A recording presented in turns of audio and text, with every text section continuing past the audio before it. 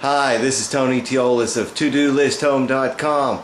Want to bring you along for a tour of the place today, show you everything that's being produced and how it's being produced. We're going to start off here with our Nesco dehydrator, and today we've got some herbs dehydrating in here. Parsley, sage, cilantro, shiso, which is a Japanese mint. There's some tomatoes I just picked. That's from today. These are tomatoes that we picked yesterday. Because we've had plenty of rain the last couple of days, got a sunflower, tomato, cucumber growing in here, expanding, and I had to build a second trellis to keep it all up and nice. We've got our asparagus here, which produced earlier this past spring. And we'll just continue walking around this way, and we see we've got some little cherry tomatoes in there. The purpose of showing you this video is to give you an idea of what you can do with a little bit of hard work, effort. Hugelkultur. We got nasturtium, we've got raspberry, we've got hot pepper. We just pulled up all of the garlic and onions that we had in here, so this is just going to become a raspberry bed right now. Over here we've got blackberry and raspberry. We've been picking the raspberries pretty well over the past month. The raspberry season has come to an end, but blackberry season is just starting to begin right now with the sweet ones coming up. Over here we have our strawberry pyramid, which has turned into a nice little place to grow some chamomile. We've got Love Lies Bleeding here, and we've got 4 o'clock here, and it's about 1:30, so they'll be blooming later. We've got basil, we've got thyme, we've got oregano over here, we've got basil here, Swiss chard, and eggplant. And if you see here, we got a little eggplant starting right there. We've got a blood orange here from my friend Debbie, and another gift from my friend Debbie is a fig tree here. Probably start producing figs next year. Over here we had our other strawberry planter.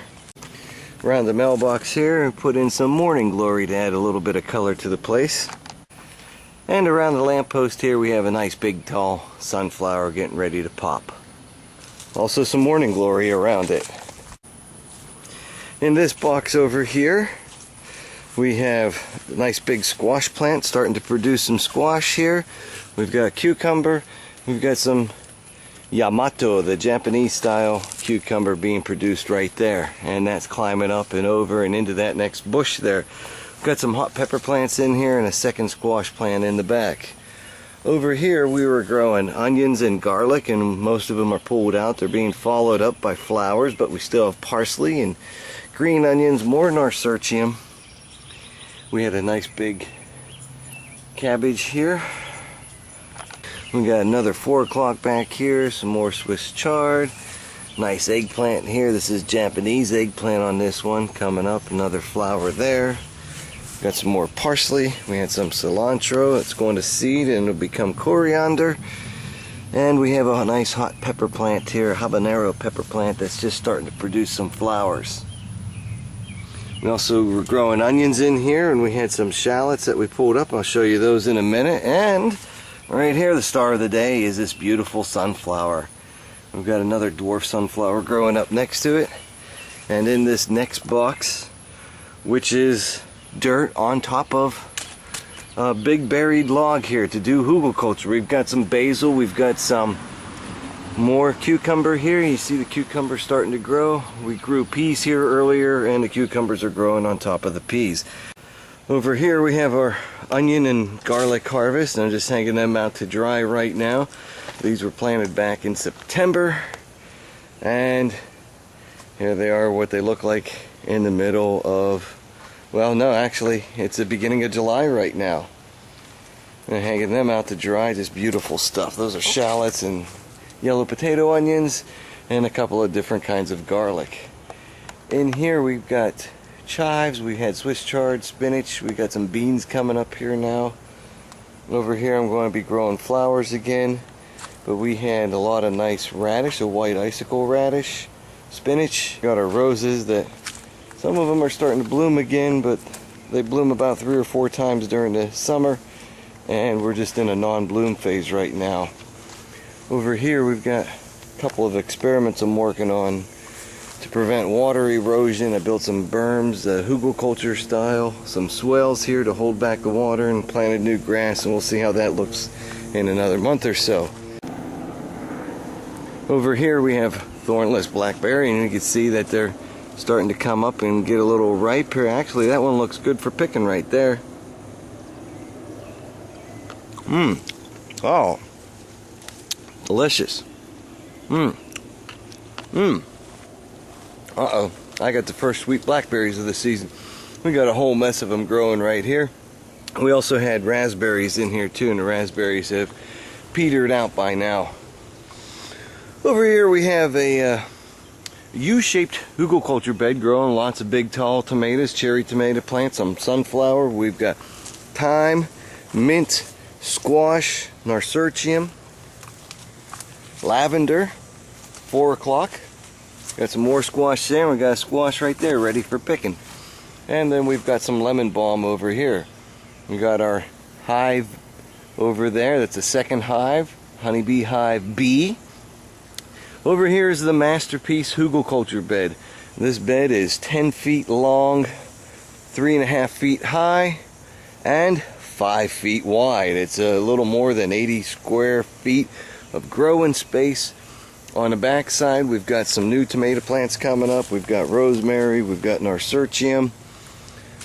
New tomatoes taking off here real well. We've got more lavender. Also put in another swell right here to hold back some of the extra water that flows down here. Keep going around. We've got more nasturtium up here, some extra tomato plants.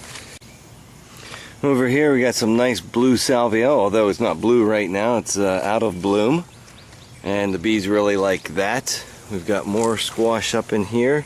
And on this side, the plants have come in real well. Oh, we've got a squash ready to pick right there.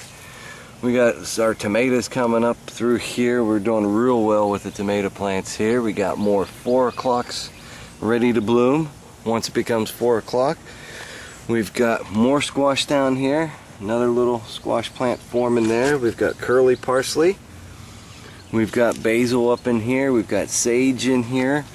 We've got large leaf Italian parsley in here, and a whole nother mess of tomatoes. Over here we've got, this is a flower that blooms pink. I forget what it's called, but it's real nice here. And then we've got some beans going around the side, and this Hugelkultur bed has really been a wonder.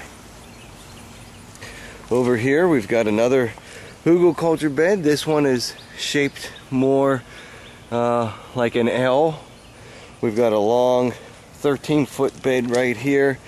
It's got buried wood in there, and then we have an arm that protrudes out that way. It holds more plants. So over here we've got more tomato, we've got more tomato, we've got sunflower here, we've got more cherry tomato over here, we've got lavender, and what's really nice over here, we've got some chocolate mint.